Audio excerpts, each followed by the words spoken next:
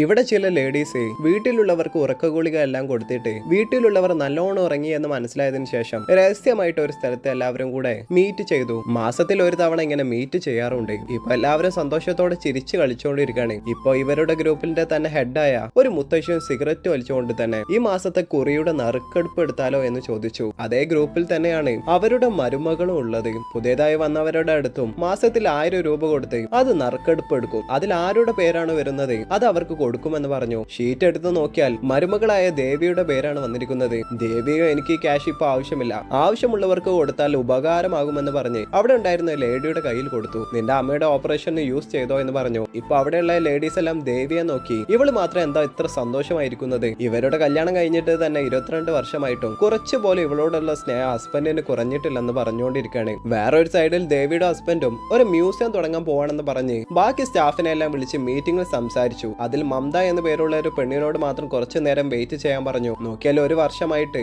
അയാളും ഇവളെ സ്നേഹിച്ചുകൊണ്ടിരിക്കുകയാണ്. ദേവിയുടെ ബർത്ത്ഡേ ദിവസം അവൾ എല്ലാവർക്കും ഇഷ്ടമുള്ള ഫുഡ് ഉണ്ടാക്കി കൊണ്ടുവന്നു വെച്ചു. അത് കാണുന്ന അവളുടെ മകനും ഇന്ന് നിങ്ങളുടെ ബർത്ത്ഡേ ആണ് അമ്മേ, ഇന്ന് നിങ്ങൾക്ക് ഇഷ്ടമുള്ളതല്ലേ ഉണ്ടാക്കേണ്ടതെന്ന് ചോദിച്ചു. കൂടാതെ അച്ഛൻക്ക് ഇന്നാണ് നിങ്ങളുടെ ബർത്ത്ഡേ എന്ന് പോലും ഓർമ്മയുണ്ടാകില്ലെന്ന് പറഞ്ഞു. കല്യാണം കഴിഞ്ഞിട്ട് 22 വർഷമായില്ലേ, ഇപ്പോൾ എങ്ങനെ ഓർമ്മയുണ്ടാകുമെന്ന് ഹസ്ബൻഡിനെ സപ്പോർട്ട് ചെയ്ത് പറഞ്ഞുകൊണ്ടിരിക്കുകയാണ്. ഇവനെ അമ്മയെ പോയി വിഷ് ചെയ്തിട്ട് ഒരു ഡ്രീം ക്യാച്ചർ ഗിഫ്റ്റ് ആയി കൊടുത്തു. ഇപ്പൊ ഹസ്ബൻഡ് ജോലി കഴിഞ്ഞ് വന്ന് കാഷ്വലായി എന്തൊക്കെയോ കാര്യങ്ങൾ സംസാരിച്ചുകൊണ്ടിരിക്കുകയാണ്. ഇത് കണ്ട മുത്തശ്ശിയും ഇന്ന് നിന്റെ ഭാര്യയുടെ ബർത്ത്ഡേ ആണ്, വിഷ് ചെയ്തോ എന്ന് ചോദിച്ചു. ഓ ഇന്നാണ് നിന്റെ ബർത്ത്ഡേ എന്ന് പറഞ്ഞിട്ട് അവളുടെ മുഖത്ത് പോലും നോക്കാതെ ഹാപ്പി ബർത്ത്ഡേ എന്ന് പറഞ്ഞു. വെറുതെ വിഷ് ചെയ്താൽ മാത്രം പോരാ, നിന്റെ ഭാര്യയ്ക്ക് ഗോൾഡ് ചെയിൻ വേണം, പോയി വാങ്ങി കൊണ്ടുവന്ന് കൊടുക്കുക എന്ന് പറഞ്ഞു. നിനക്കെന്താ ഗോൾഡ് ചെയിൻ വേണോ എന്ന് ചോദിച്ചതും എനിക്കിപ്പോ അതൊന്നും ആവശ്യമില്ല, എന്റെ ഫോണിലേക്ക് ഒരു 100 രൂപ റീചാർജ് ചെയ്താൽ മതി, ഇടയ്ക്കിടയ്ക്ക് നെറ്റ് കാലിയാവുന്നുണ്ടെന്ന് പറഞ്ഞു. മകനും വേറൊരു സ്ഥലത്താണ് പഠിക്കുന്നത്. അവനും പോകാൻ ഇറങ്ങിയതും അവനെ അനുഗ്രഹിച്ചു. നിങ്ങളാണ് അമ്മയിൽ ലോകത്തെ തന്നെ ഏറ്റവും ബെസ്റ്റ് ആയിട്ടുള്ള മോം എന്ന് പറഞ്ഞു. ദൈവത്തെ ഓർത്ത് വീട്ടിൽ മാത്രം ഇരിക്കാതെ പുറത്ത് വന്ന ലോകവും കാണും എന്ന് അഡ്വൈസ് കൊടുത്തു.